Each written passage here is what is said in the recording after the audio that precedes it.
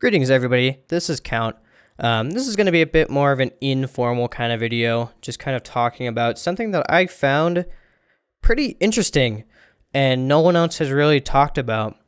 So this is Enjin.com. You may or may not have used it if you played a lot of Minecraft back around 2013 to 2015, possibly even a little bit before then. This came to my attention because I was trying to, I was looking up info about my old username, just trying to get some nostalgia for back when I was around 10 years old, when I didn't have any responsibilities in the world. And I was trying to look up my old Enjin profile, and I came across this blog post.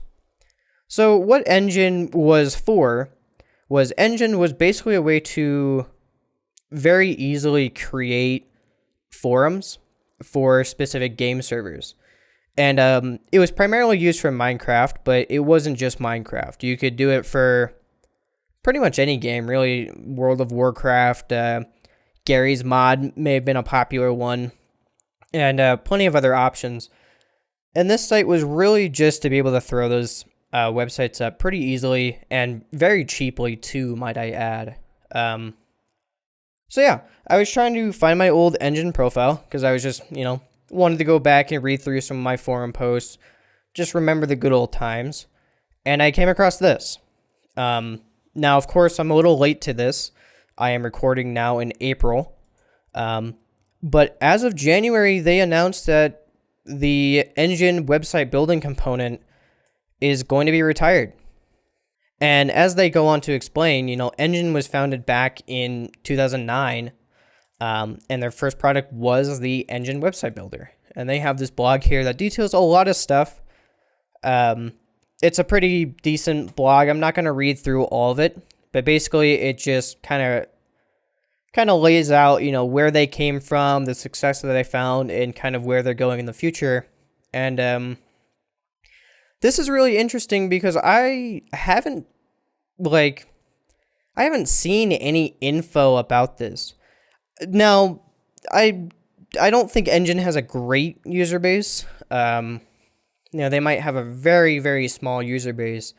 Maybe there's some other competitor out there that provides better website hosting for Minecraft servers.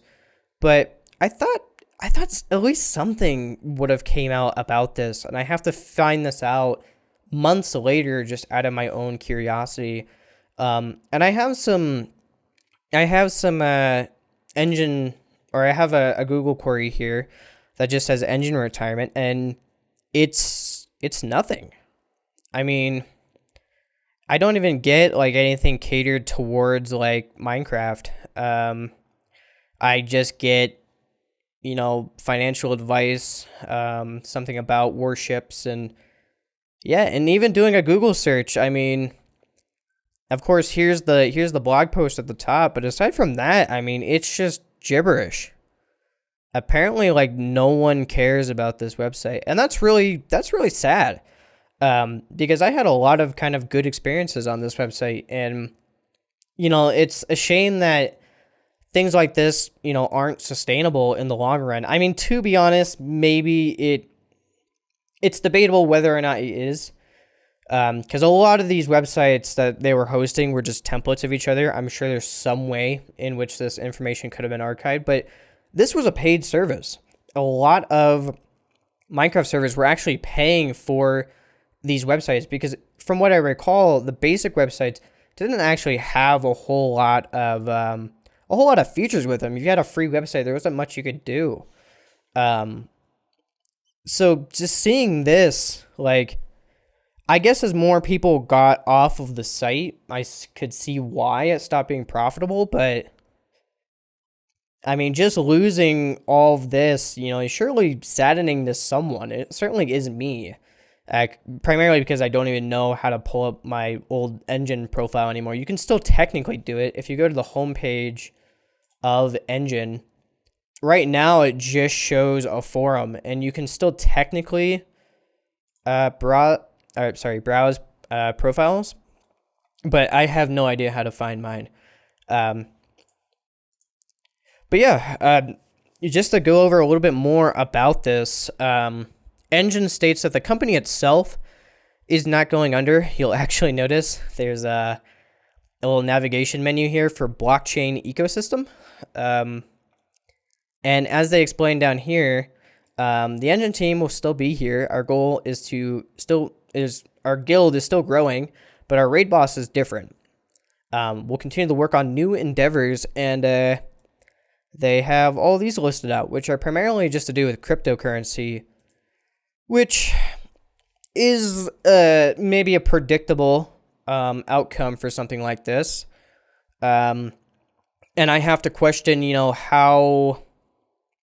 how well this is going. They just recently released an update on the 28th of March, which, as of recording, is about a week ago.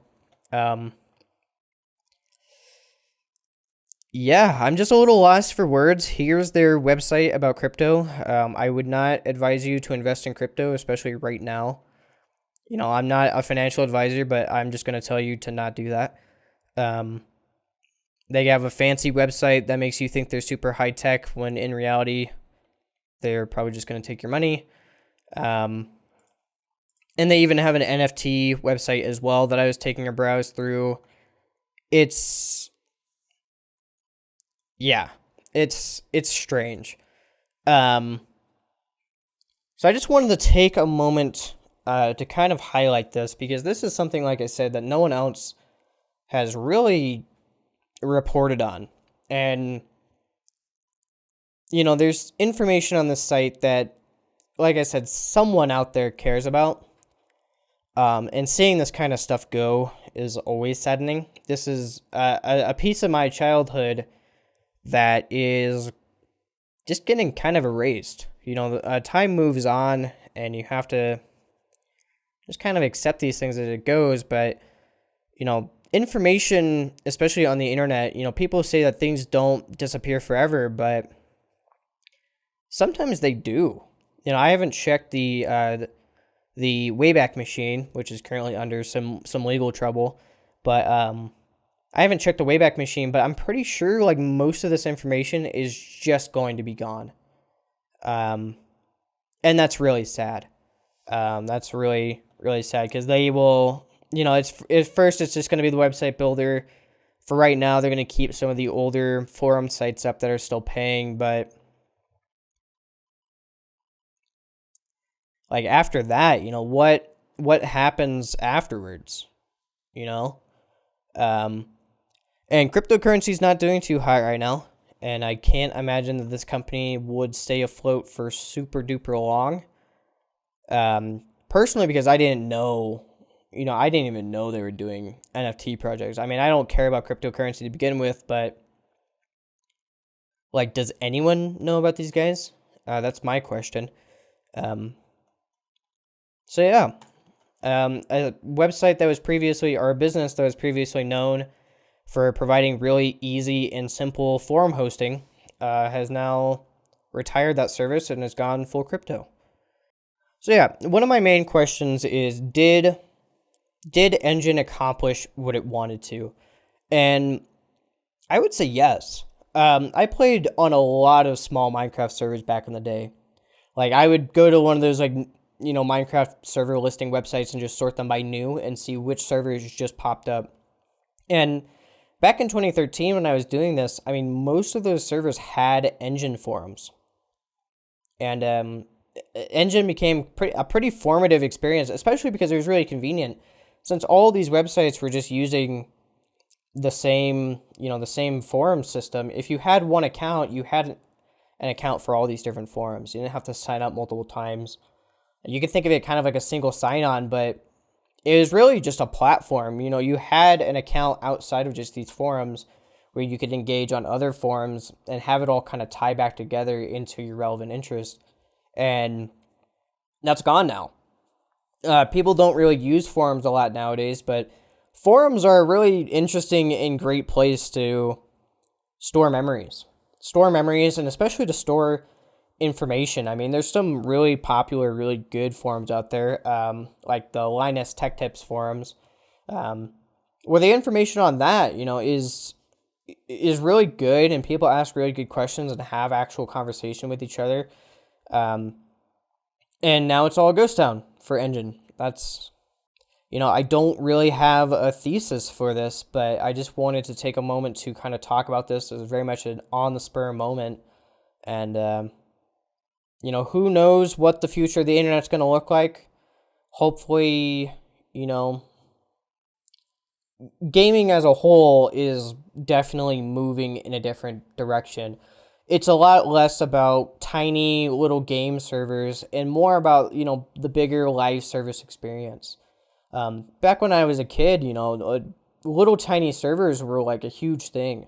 I didn't really play games like Call of Duty and like the big MMO games when I was a kid. I played stuff like Minecraft, like Counter-Strike Source, Team Fortress 2, games that very much relied on the community to pick up the pieces and, build a very memorable experience. Not that those games weren't good on their own, but the people in the communities that play those games definitely made it something more.